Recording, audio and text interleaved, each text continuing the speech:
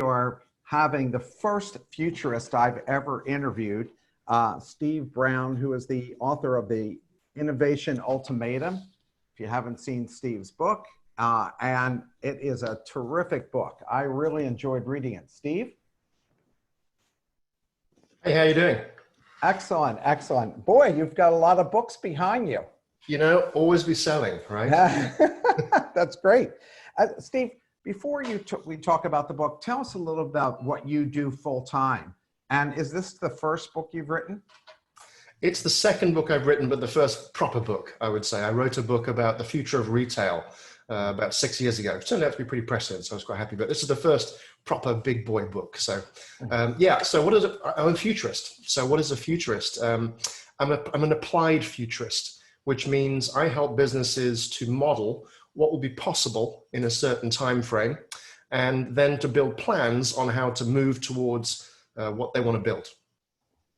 And you do this for large corporations, all size companies, all industries? All sizes, you know, everything from, my biggest client was Fortune 20, but I do stuff for, you know, not quite mom and pop, but certainly trade associations and smaller groups, local charities, that kind of thing. And where are you located? I'm based in Portland, Oregon, but I work all over the planet, Asia, Europe, all the way across North America. And what did you go to school for that made you a futurist? I did a couple of degrees in microelectronic systems engineering. So designing chips and writing software. I couldn't do either of those to save my life now, but that's what I did back in the day when I still had hair. Well, you know, you've had a very interesting background. The book is super interesting. Tell us, why did you write this book? You know, when I was working with leaders, it didn't matter the industry, working with groups and leaders, managing teams, it became very clear that the pace of technological change had outstripped leaders' ability to understand what that meant to their business. And, you know, it's not fair for a chief medical officer of a hospital or a CMO of a hotel chain to know everything there is to know about AI and how it will affect their business. So I realized that there was a gap, and that book was designed to fill it. It's a how-to guide for leaders and wannabe leaders on technology innovation. In the book, you mentioned 6 technologies that will be driving the economy. What are they, and how will they affect the economy? Well, artificial intelligence is the first one, probably the biggest and most important of them. That's going to make businesses more efficient through automation. It's going to elevate talent by supporting people in the jobs that they do. And I think it's going to create a lot of new economic value as an ingredient in a whole new generation of smart products and services. So it is going to create a lot of economic value just because of all of the new things we'll be able to do with it. Blockchain is the second technology. That enables you to create value in new ways, in a very distributed way. So, you know, I met a guy who was building a whole new payments company. He had 6 real employees and 100 sort of virtual employees who were all working on this blockchain product in a very distributed way, and they were being paid in tokens as they created value in the companies. It's just an interesting new economic model. The third technology is the Internet of Things.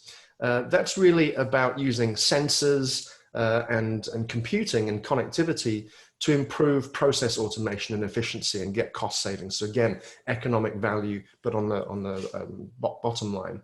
Autonomous machines is the next one. That's really a broad category that includes everything from robots and cobots and drones to autonomous vehicles of all kinds. So that for the economy will bring more efficient movement of goods, so self-driving trucks and delivery trucks, and ultimately self-sailing ships. Automation, so efficiency and cost savings on the automation side again. And what it means is we're going to have to take the displaced employees, and there will be some, and retrain them to avoid any economic impact on the downside of that one. Fifth one is augmented reality. That's about creating new work experiences, augmented work, which we can talk about later. And I think it's it's the next $1 trillion marketplace of products and services The same way that, you know, these things, mobile phones, created a whole new market for us all to play in. Augmented reality is that next one. The final technology is just new networks, 5G and satellite networks. Satellite networks in particular are going to connect the next 4 billion people. They're also going to connect rural communities with broadband and start to reduce the digital divide, giving more people access to connectivity. That's going to enable more remote or anywhere workers. And what that's going to do is it's going to project wealth creation into those communities, because people will be able to now work in pretty good paying jobs and work from anywhere on the planet. So they'll be spending in local communities all around the world as a result. So those 6 technologies, pretty powerful, going to create a lot of value in the next decade.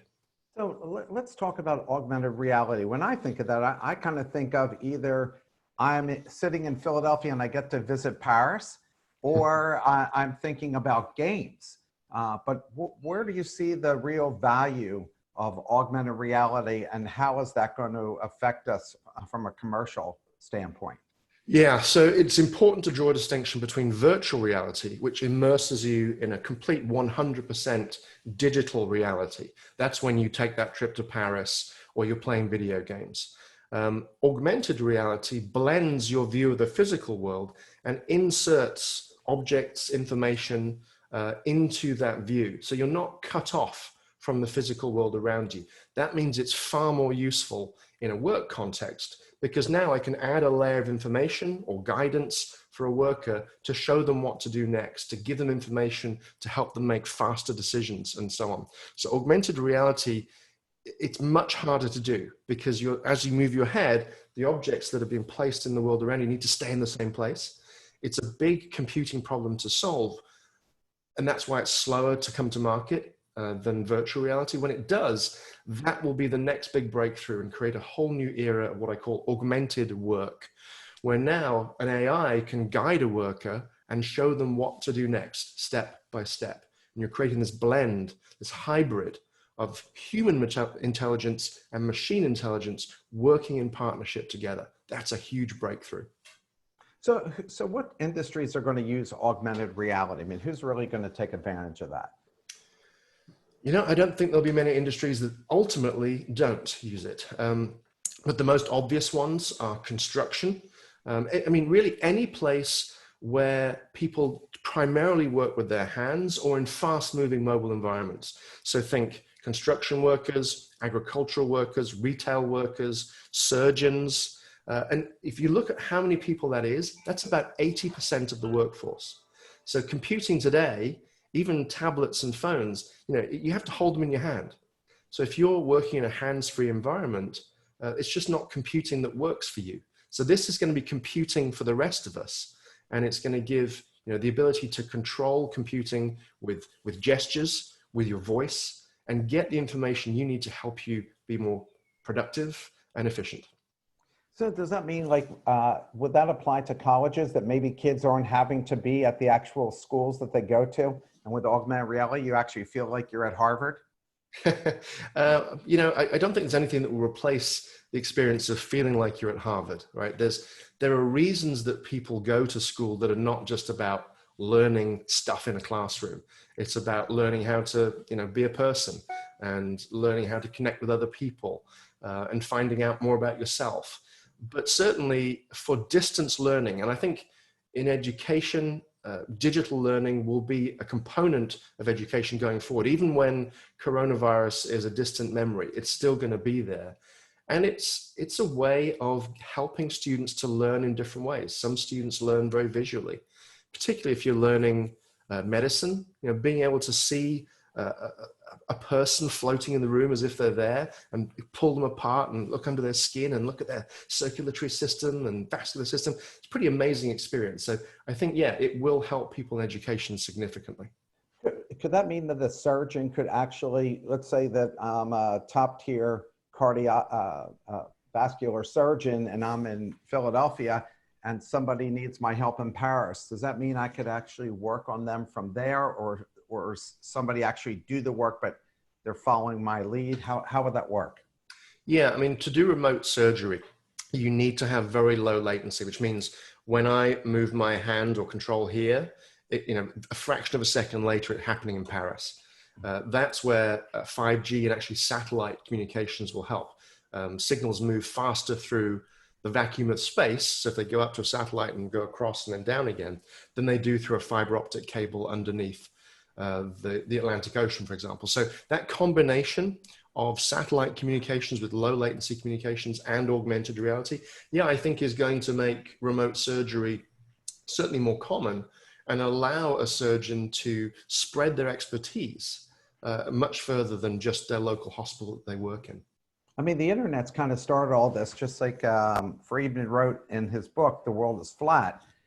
This is really what's happened now. Because of the internet, you're able to do things anywhere in the world. I have a friend of mine, she has a company of 18 people and she moves to a different country every year and none of her people go to an office. And so she's able to do that. And it sounds like to me with all these technologies that are coming up, and certainly because of the speed of the internet, this is allowing us to do all of this. Yeah, I think you're seeing this question happen now in many companies. Certainly a lot of the ones I'm talking to right now, they're having this debate over, are we now an office first company as we were, or do we become remote first? Meaning that the default is that people work from home and that they come together in the office when they need to brainstorm on something, or they want to connect as a team and bond and gel before they start a project. Or, there are reasons for people to still come together. Obviously social distancing is an issue right now, but once this is behind us, people will still want to come together to collaborate. I think that will be true, but the default position may be that people work remotely, because that myth that you couldn't be productive at home has been exploded by the coronavirus. And how is COVID changing everything now in your mind, especially as it applies to these technologies? I mean, if there was no internet, the entire world would be underwater. Because a lot of us can work and the economy still gets to roll on. But 20 years ago, if this had happened, 10 years ago, if this had happened, it would have been hugely devastating to this. So how is COVID affecting this? Well, I think it's revealed a number of things. So first is the value in being a digital first company. If you have significant investment already in digital channels, a digital customer journey, the ability for your employees to work remotely, or at least a number of them to work remotely, that makes you more resilient as a company through a time like this. So companies that pre-invested in digital are reaping the benefits of that.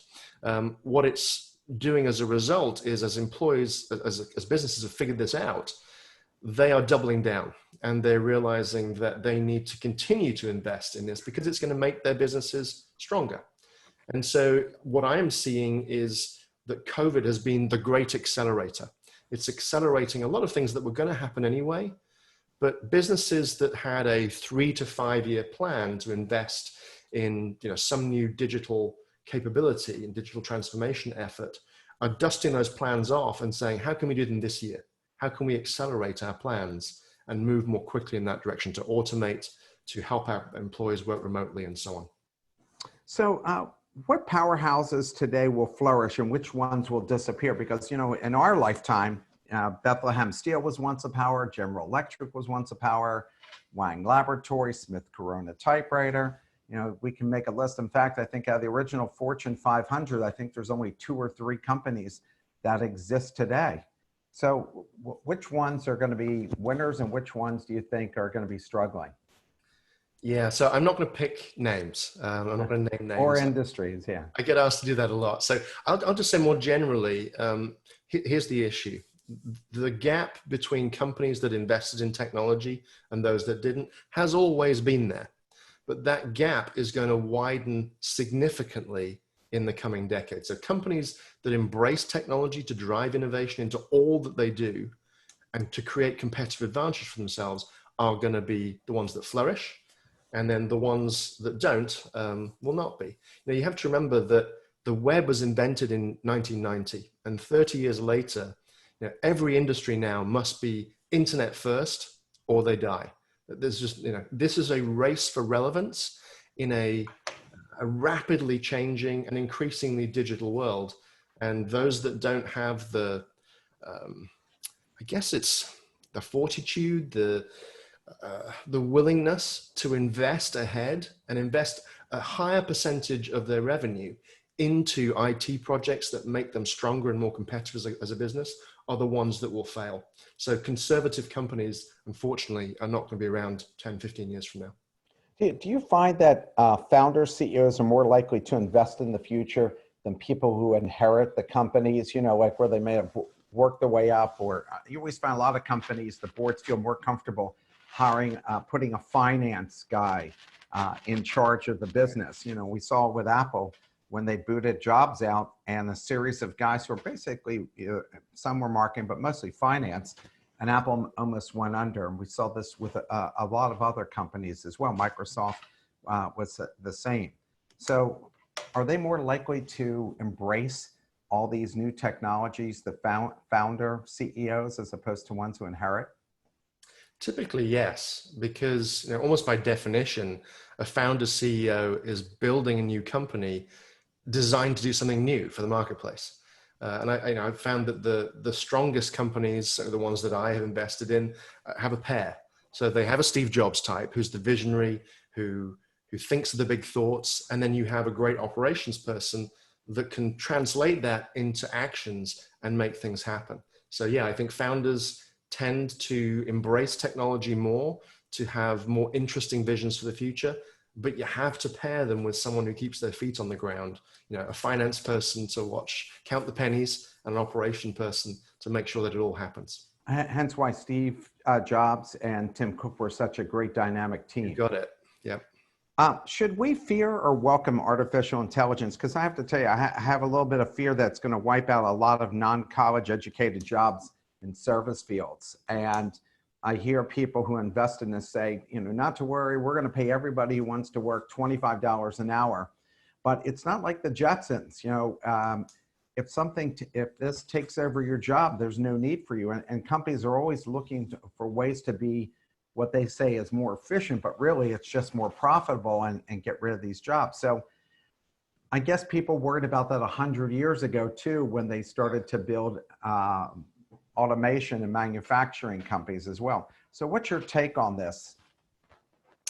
Yeah, so it's a big question. It's a common question. So a few thoughts. So certainly AI is a very powerful technology, and it is going to enable us to automate jobs that previously we could not automate. So it certainly starts to encroach on jobs that were human-only jobs, and now they're going to be something that robots or AIs can do too. And that's going to mean competition between humans and robots in some limited areas. Now, there are studies that say that maybe 30% of jobs in the next 20 years or 50% of jobs in the next 20 years will be at risk of being replaced by technology. But a couple of thoughts there. First of all, there's a study in the UK by Price Waterhouse that says that AI will displace 7 million jobs in the UK in the next couple of decades. 7 million jobs is a lot out of a workforce of maybe 30, 35 million people. But they also say that in the same study, AI will create 7.2 million jobs in that same time frame. So while it is destructive, it is creating new jobs. Now the question is, what's the difference in the skills that you need to do the new jobs versus the old jobs that were destroyed?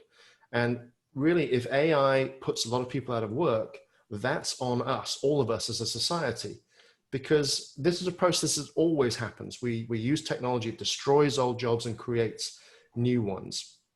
We need to help people transition into those new roles. And so we need to invest in both education, but also augmentation technology, so that a worker, let's say somebody who was a truck driver for 40 years, they've got another 5 years they want to work. They can put on a pair of glasses and become a robot repair person, just like that, because that combination of the magic glasses that shows them what to do, they can be trained in the moment and be productive still, because they bring something that a robot still doesn't have, which is amazing dexterity and experience and emotion and all those things that make us uniquely human. So should we fear or welcome AI? I think we should be cautious about it. We should be thoughtful about it, but we shouldn't fear it because it's just a natural evolution of technology improving. A lot of the jobs that will be replaced are dangerous, dirty, unpleasant, repetitive, boring jobs. The jobs that will be created are going to be a lot more interesting. We just need to make sure people are prepared to be able to do them. I have to say, I think that AI has come along at a really good time for us because with COVID, it's going to shorten the period of time it takes to actually develop a drug that's going to come out. But would you agree with that? AI has an amazing set of applications. So not only is it being used to try and find therapeutics and develop new drugs and vaccines, doing all the protein folding work to understand how all of these systems work in the body, it's also being used on the diagnostic side. So I know of two different companies. One of them, Vocalis Health, they are able to hear disease in your voice. So they've already been they've worked with the Mayo Clinic. They can hear chronic heart failure, coronary artery disease, sleep apnea, and COPD just from the sound of your voice. And they are working on a diagnostic that will be able to hear COVID-19 in your voice and diagnose that. And long term, they think they'll be able to hear cancer and hypertension and diabetes in your voice. So there's all kinds of breakthrough technologies based around AI that will dramatically change the healthcare landscape in the coming decade or two. But they're also able to match up drugs and do all kinds of experimentation that speeds everything up. I mean, you had great examples in your book about what AI can do, and some of it was disconcerting, but some of it was amazing. On the legal field, you talked about the fact that it could take 90 minutes for a lawyer to go over a document, and they could do it in 24 seconds or 26 seconds. Yep. The speed. You did read all my book. I like it. Yeah, of course. Read the whole thing. Yeah, it's a company called Law Geeks in Israel. Yeah. So I told that story, and so the story is it's an AI that was put up against 20 human lawyers, and the average human lawyer took about 90 minutes to look through 5 non-disclosure agreements and just find things that any good lawyer would say, no, I'll strike that. I'm not signing up for that. The Law Geeks AI found those errors as accurately as one of the best lawyers in 26 seconds. Now, I told that story to the International Society of Barristers, and I expected it would be like farting in church, right? Uh-huh. The room would go quiet, but they were thrilled with the idea. Now, why is that? It was because no person goes to law school hoping, I can't wait to review that NDA today, right? They want to do higher value, higher build work.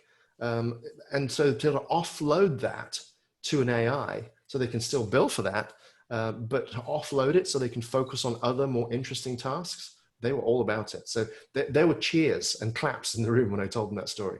And plus it saved them on liability issues because if I remember correctly from the book, the AI got it right 93% of the time, and the lawyers at best got it right 85% of the time. Yeah, the worst lawyer was 63%, the average lawyer was 85%, and then the best lawyer was the same level as the AI. Which technologies you feel will bridge the gap for neuro-device population to lead a better quality of life? So say that again, Mark? The question was, which technologies you feel will bridge the gap for neurodiverse population to lead a better quality of life? Oh, that's a good question.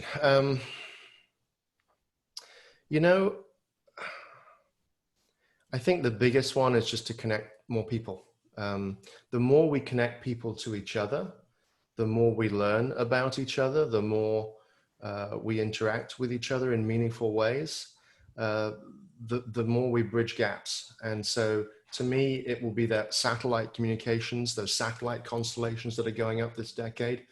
If we can connect another 4 billion people, and particularly if we can connect people who live in rural communities and bring them into the wealth creation, I think, and enable them to participate more and have more conversation, that has to be better for our society as a whole.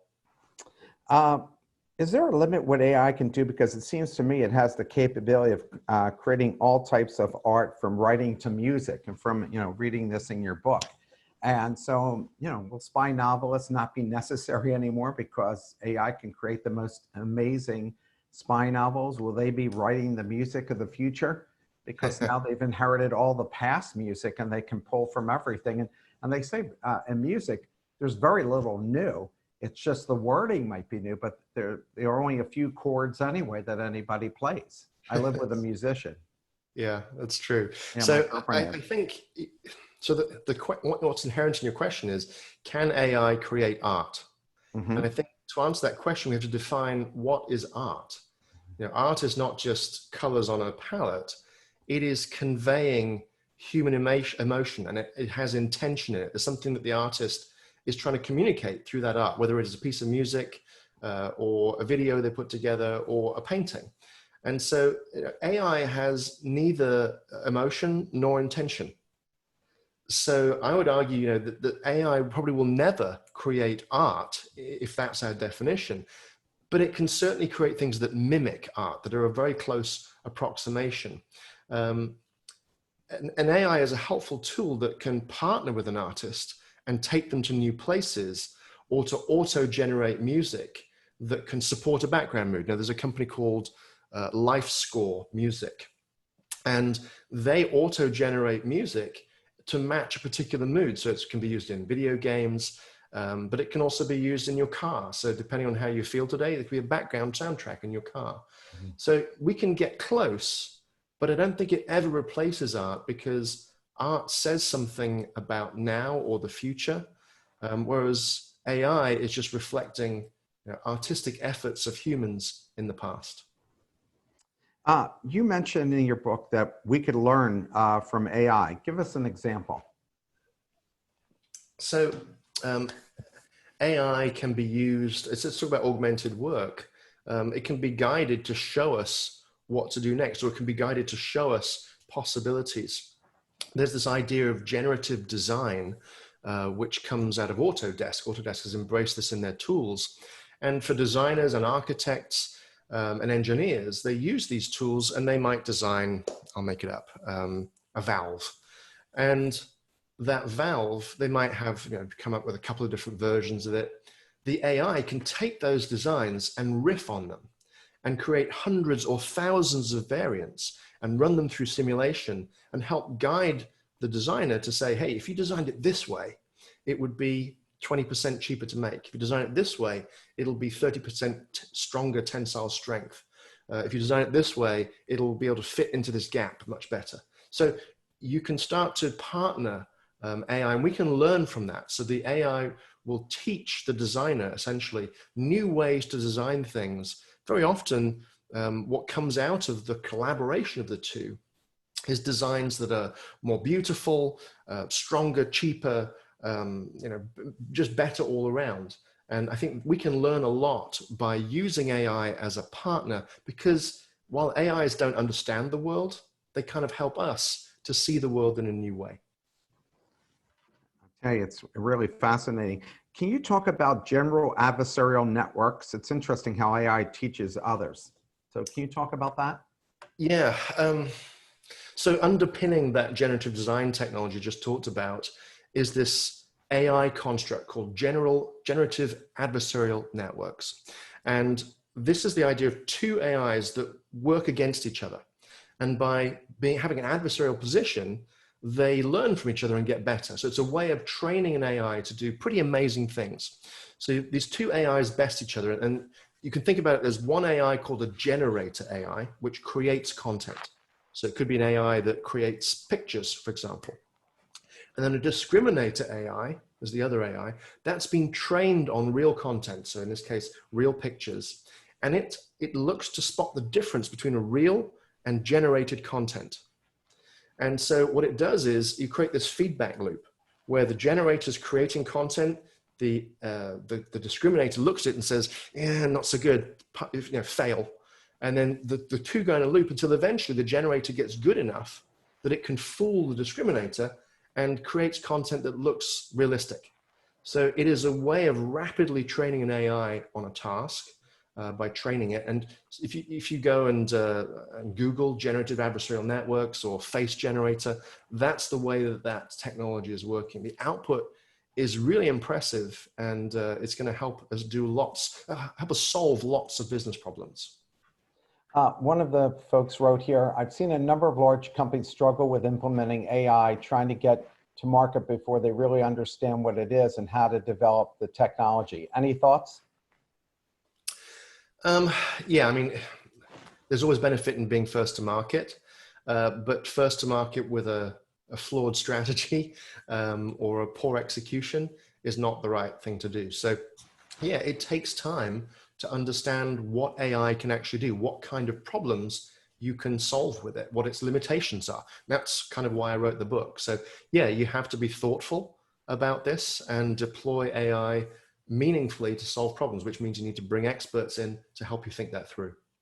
One of the things I worry about myself, because we saw a lot of it in the last election, we're certainly seeing it a lot now, which is how governments are using AI to manipulate groupthink. How do we know what's real and what's not anymore? Because we're seeing all these parties start to use it, and governments start to use it to influence people. Well, I think my biggest worry is on fake news generation. Right. You know, if we thought that there's supposedly a troll farm in St. Petersburg somewhere with the Russians pumping out 100 fake news stories a day designed to try and divide populations. If they can do 100, 200 a day, you kind of wonder, well, what's that landscape look like when AI can pump out perhaps 1 million stories in a day that are designed to create an emotion in us and move us in one direction or another. So yeah, that is a significant worry. And I'm glad that there are people working on technologies, again, using AI, right, that can detect those fake stories and can detect when something is not true based on a root truth. So there are some good guys on white horses coming, but yeah, it's a significant worry. In the book, you talk about there's different types of AI, and I think everybody just groups AI into one big, one technology, but it's actually multiple types of technology. So can you give the audience a little bit, school them a little bit on the different types of AI? Yeah, I mean, there's different ways of looking at it. So there's narrow, general, super, let's hit that quick and get it out of the way. So narrow AI is an AI that's really good at doing one task and really one task only. And it can do it as well as a human. So think about the AIs that can listen to your voice. I'm not going to say their name because I've got one listening right back there. Or AIs that can filter your spam, or AIs that can play chess. The chess AI cannot filter your spam, and the spam filter AI cannot play chess. Right? They're good at one thing. Every AI that exists today is a narrow AI. It's good at doing one thing. The next step up is general AI. So artificial intelligence that is good enough to do most things as well as a human could do. We're still a long, long, long way from that. And you don't get a general AI by taking a bunch of narrow AIs and bolting them together. It doesn't work that way. So general AI is the next big aspiration for the AI community. And beyond that is super AI, which is an AI that is better at everything than a human would be. And that could be 1% better, or it could be 1,000,000 times better. And that's the stuff of science fiction right now, but that's sort of where we're headed in the very, very long term. Other ways to think about it, there's sort of AI that's good at finding patterns in oceans of data, patterns that humans wouldn't see, and using that to help us figure out insights, business insights typically, that help us make better decisions. There's reinforcement learning, where an AI is trained and learns through experience. So you can train AIs to play games using reinforcement learning. Robots are trained how to walk better, or to manipulate objects with robot hands better by getting feedback in this reinforcement learning loop. And then the final flavor is generative adversarial networks, which we already talked about, where two AIs battle against each other to learn quickly. So let's now talk about the Internet of Things. What's meant by this Internet of Things, and how is it used now, and where will it have the greatest impact? So the Internet of Things is really about leveraging cheap computing and sensors to make objects and infrastructure intelligent and connected. So it usually involves sensors And really, it's to make the world, the physical world that we live in, programmable. And that means creating control loops. So what you're doing is you're measuring something and making a decision. You measure it again, make a decision. So I'll give you an example. Maybe you would use sensors inside a jet engine to manage its operation and make it optimally operating. Or you could use it to control an intelligent sprinkler system. So that's probably the simplest example I use in my book, which is, you have a sprinkler system. Typically they're a dumb system, runs on a timer, comes on at a certain time of day and waters your lawn. If you have a moisture sensor in the soil, then you can figure out if the soil is already wet because it rained a few hours ago. I don't need to water today. So I'm making a decision there in a control loop. I can get even more intelligent and connect my sprinkler to a soft sensor. Soft sensor, as an example, would be the weather report. So now, yeah, the soil is dry, but the weather report tells me the heavens are about to open 15 minutes from now, so I don't need to turn my sprinklers on. So typically, the Internet of Things allows us to semi-automate the operation of infrastructure, of objects, and to make objects far more intelligent and more responsive to human needs. So what's the future, current and future use of sensors now? I mean, what are we going to see for the future? Well, the main reason to use sensors in a business context is to get eyes on your business, to know what is happening in your business in real time, so that the digital world can understand what's happening in the physical world and act upon it. Starbucks in China, they use the Wi-Fi hotspot as a sensor to count how many devices, how many mobile phones are in the store. Usually it's one phone equals one person. So that lets them know how many people are in the store in real time. And they use that to control the music system. So if the store is kind of quiet, then they put on a bit of chill out music, a bit of Sinatra, sit down, have a cup of tea, have a nice piece of cake. If the store is busy, a lot of people, they turn the volume and the tempo up and they get people in and out of the store. Money, money, money. So it's about using sensors to optimize business processes. Now, longer term, I think the future of sensors is creating super sensors. What I mean by that is using AI to turbocharge a sensor to enable us to see more than we could see ourselves. A good example, if you use a radio frequency sensor, there was one that was developed by MIT. Radio frequency that sends out a radio frequency signal and then signal bounces back. Signals tend to go through walls but bounce back off people. So you can create a sensor which, you look at the results that come back and it's just a blur of data. But an AI can learn from that and it can figure out what's hidden in those signals. In this case at MIT, they were able to create a sensor that not only can see people walking around, and they're using this in an elderly care facility. So you can monitor if someone has fallen over, you can monitor, are they sleeping, standing, resting? But more importantly, they were able to monitor someone's heart rate and someone's breathing wirelessly, and even to monitor their sleep states. And that's important because it lets them monitor the health condition of patients completely wirelessly. So those are the types of breakthroughs that I think are coming, is that pairing of a sensor with AI to see the world in entirely new ways, to lift the veil of reality and help humans see the world in all its complexity. So let's talk about robots a little bit. What's the current state of robots for personal use, and will we experience what the Jetsons did? Because I always remember people saying, oh, robots are going to be great, you'll be able to relax more. But the fact is, the business doesn't need you because they have the robots. So what would they be paying you for? So what are robots going to mean to us from a business standpoint and from a personal standpoint? Are they going to become the babysitters for the elderly who are sick and so forth? Yeah, let's do personal first. So we're still a long way, there's a long way from Roombas to Rosie the robot in the Jetsons, or even Bender in Futurama, depending on, when you grew up.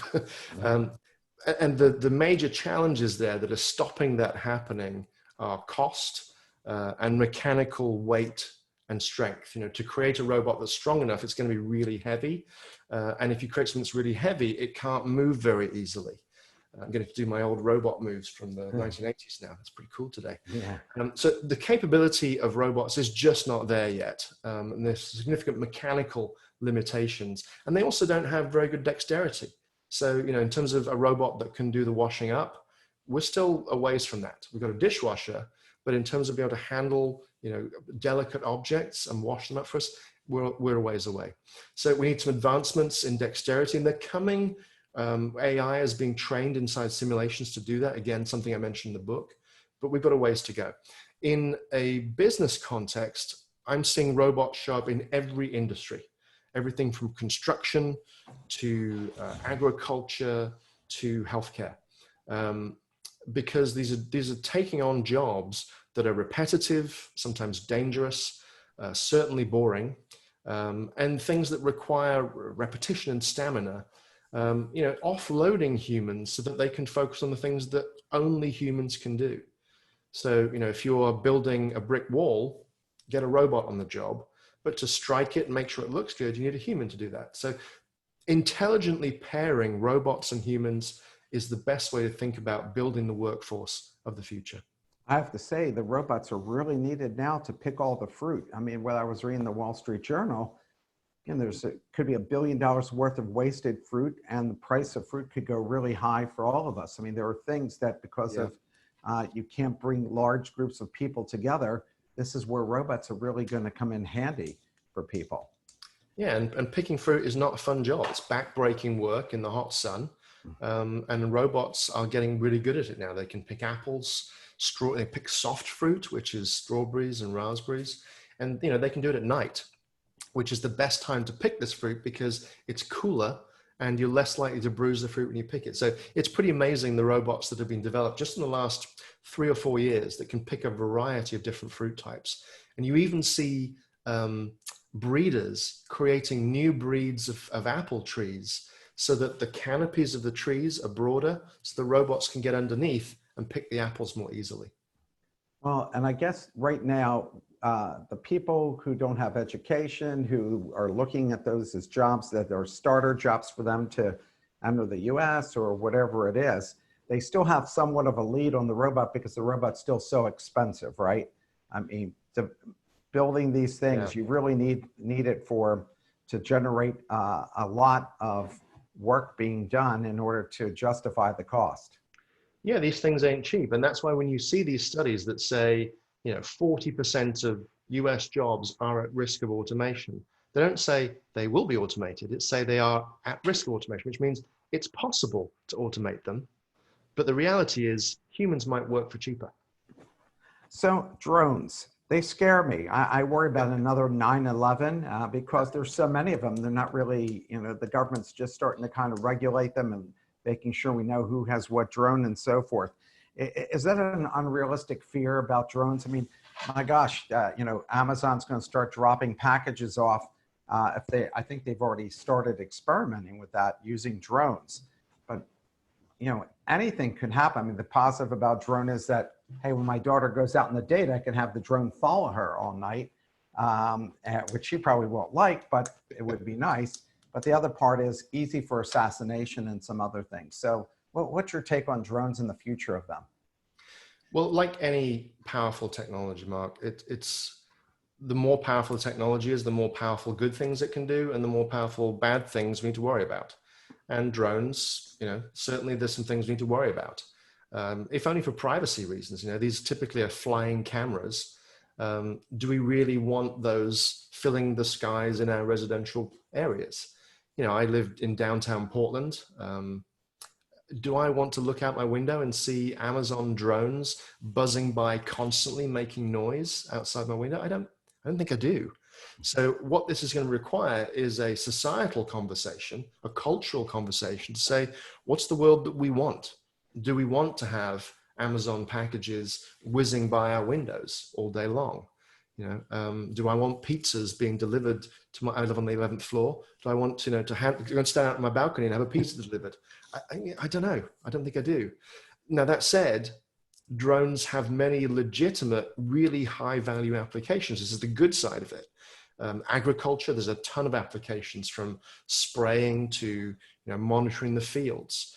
even wrangling cattle. A lot of maintenance applications for pipelines and solar panels, inspection, security, and a lot of first responder stuff. So, using them for rescue, for firefighting, and ultimately, these things are going to grow up, and we're going to have passenger drones that can whiz us to the airport for a connection much more quickly than trying to fight through the tunnel out of Manhattan on a Friday afternoon. So they will have uses. We need to think very carefully about how we want them to show up in our society and what restrictions we need to place on their use. I kind of think maybe the drones are going to be good that pilots in warfare, less dying, probably pilots that are flying our commercial planes with us in it. There only might need to be one pilot. The other one could be sitting back and flying it. And if something goes wrong, you have somebody sitting there. So I could see where there's going to be lots of good stuff. One of the next topic I want to talk about is please explain blockchain and what's special about it, because I think that's a mystery to a lot of us. Yeah. So blockchain is, I do a 2-hour talk on blockchain. So let me try and do it for you in a minute or two. Blockchain is this mysterious technology, but it's the technology that underpins cryptocurrencies. So things like Bitcoin, that's where it came from. All it is a fancy database. It's a way of storing information in a distributed way. The way that information is stored on a blockchain, and let's explain blockchain, it's blocks of information that are stored and linked together in a chain. That's where the name comes from.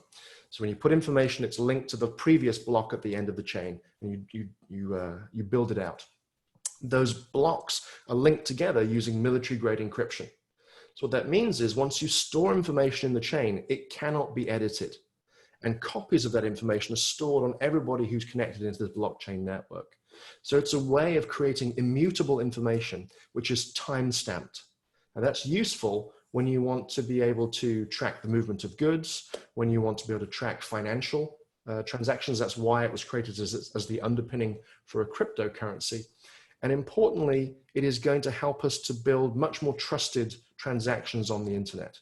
So thinking about, when you sell a house or when you buy stock, you're typically transacting with someone who's a stranger. You don't know who they are.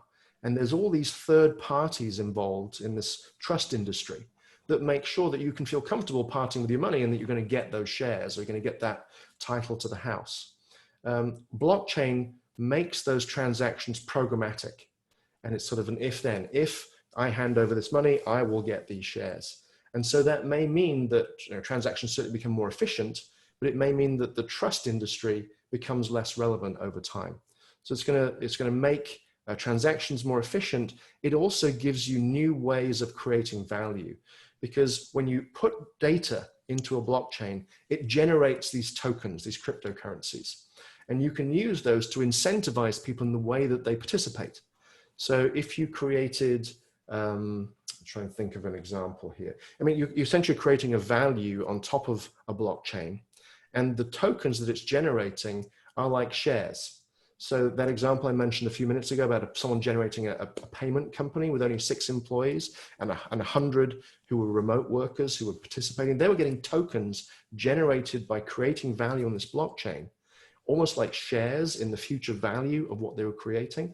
So they weren't being paid in traditional terms, but it creates these new financial models that enable you to create value in distributed ways. So that's my 2 minutes explanation. But if you want to know more, read the book or hire me and I'll talk to you for an hour or two about blockchains. Well, I see that it cuts out many layers of people. And so it's a cost savings for sure. But I can't really understand, and maybe you can explain it, why it can't be corrupted. Because I think if it's a database, somebody can program it and change everything, and it would automatically change everything for everybody else as well. Yeah, so there's 2 mechanisms that are in place that stop people editing information on a blockchain. The first is that string, the fact that things are in a chain. The same way, if you were knitting and you drop a stitch, you have to unpick everything to fix that stitch and then re-knit everything together. It's the same with the blockchain. If you want, because of the way that the technology works, if you want to change information that's back down the chain, you have to undo all of the cryptographic linkage between those blocks, change that block, and then reconstitute everything. That's a lot of computational work to do that. And there are copies of that blockchain on hundreds or thousands or tens of thousands of other machines. And there's this thing called a consensus algorithm, which checks all of the different copies and compares them against each other. And so even if you could edit a few of these blockchains, which would be really, really hard, it would be defeated by the fact that it's distributed on, you know, tens of thousands of machines. And they would very quickly identify, oh, we've been hacked here, push them off the network. This is the group truth. So it's a very clever mechanism, and it's really hard to defeat. Yeah, but at the same time, I guess people can put something negative about you and say that, you know, you're a criminal, and then now it gets distributed, and now to, you know, that somebody who didn't like you and put that out there, now it's almost like impossible for you to get that all back. Not like a newspaper that needs to apologize or a book that's taken off the shelf, right? So that's the bad part about that. With blockchains, it's good information out. Good information in, good information out, bad information in, bad information out. So blockchains aren't really going to be used for that kind of storage of information. It's more for financial transaction data, healthcare records, and so on. And you could edit a bad input by having some information further down the blockchain. But yeah, it is a pretty secure mechanism, and it will bring much needed trust to the internet. So why do people think that cyber currency will eventually be common? You know, I mean, even JP Morgan's kind of betting on this, but I kind of think they bet on it because they felt like, hey, we got to get ahead of the curve. But at the end of the day, cyber currency is still based on dollars or whatever the denomination is, whatever the currency is. So, and it's backed by other currencies, it's stolen. So why do people think cyber currency will be common? You know, I'm not one of those people, Mark. I think, of course, yes, they'll be there. Are they important? Are they going to change the world? Some people wish they would. I don't think so. I think blockchains have a lot of interesting applications beyond currency. So being able to store information that's immutable, being able to semi-automate some business processes, and being able to create distributed value in new ways, and to create a token economy that aligns incentives in a value chain. Those are the things that are important and interesting to me. Cyber securities and currencies, in and of themselves, they have some interesting applications for, I mean, JP Morgan's is for doing settlement between big clients overnight. It's a more efficient way of them doing that. But are they going to change the world anytime soon? I don't think so. I think governments are worried about because they're like bearer bonds, you know, it's hard to track this currency. And of course, we saw in Japan where somebody actually robbed $50 million of cyber currency. How are supply chains going to change? Because right now we're really worried about food chain, but it seems with robots and technology, the supply chain would have a remote chance of shutting down. So talk a little bit about how and you talk about this in your book, how is supply chains going to be affected by all these technologies? Yeah, so, I mean, I think we've all realized acutely in the last few months the importance of supply chains in our personal lives, right? You know, when coronavirus hit, suddenly deliveries weren't coming in from China and ports were blocked and things were taking a lot longer to get delivered, and we were worrying how we're going to get food into our houses. So, you know, we're very acutely aware of this now. Supply chains, I think every business is looking at their supply chain, figuring out how to build supply resilience, which means, you know, multiple sources, perhaps onshoring some suppliers to make sure that we're not reliant on things being so far-flung and disparate, but building better supply chain systems to monitor the flow of goods, to know where things are, to know where things came from, and to be able to track them back to the origin. I think you're going to see consumers demand to know a lot more about the products that they buy and the food that they eat. Where did it come from? What did it take to make this? Was child labor involved? Is fair trading with their suppliers something that this company cares about or invests in? Do they have diverse workers? Do they treat workers with respect? What was the journey that this product took to come to me? How much energy was expended in making this product and bringing it to me? How much water was used? how many greenhouse gases were expelled, really digging in to empower people with information so they can make more informed buying decisions. And what you're going to see emerge in the next 5 to 10 years is provenance chain networks. These are using blockchains to be able to track information about where something came from and what it took to make it, so that that information can be exposed to brands. So when they're buying from their suppliers, they have more power over their suppliers, and to be able to drive compliance and adherence with the standards that they set, but also to empower consumers to make better informed decisions so that we know what are the environmental impacts, what are the societal impacts of the products that we buy. So here's my final question for you. I think many listeners have kids and grandkids going to college. What jobs and industries should they avoid or embrace? Yeah, that's a great question. And it's a great question to end on. So thank you for asking it. I think there's no industry I'd particularly avoid. I mean, truck driving, maybe. But I think every industry is going to continue to thrive. It will just, people will work in different ways. So I would answer the question more as, instead of what industries to gravitate towards or to avoid, what are the skills that we should be building to make sure that we are robot proof, that we remain relevant throughout our working lives? And it's the skills that make us uniquely human. So creativity skills, creative thinking, collaboration skills, the ability to work with other people, to team on things, to divide work, to plan together, entrepreneurial skills, human skills, emotion skills, communication skills, the ability to connect with other people and communicate complex ideas. So those are the types of skills that we need to invest in. And that means that, yes, STEM skills are going to continue to be relevant, but the arts, the social sciences will be more relevant than ever, because we need to educate people who can think, who can do the things that robots and AIs can never do, which is to understand culture, understand people, and to build things that are in service of people and helping make the world a better place. So it really comes down to education and focus. I think every industry will ultimately flourish in the coming decades.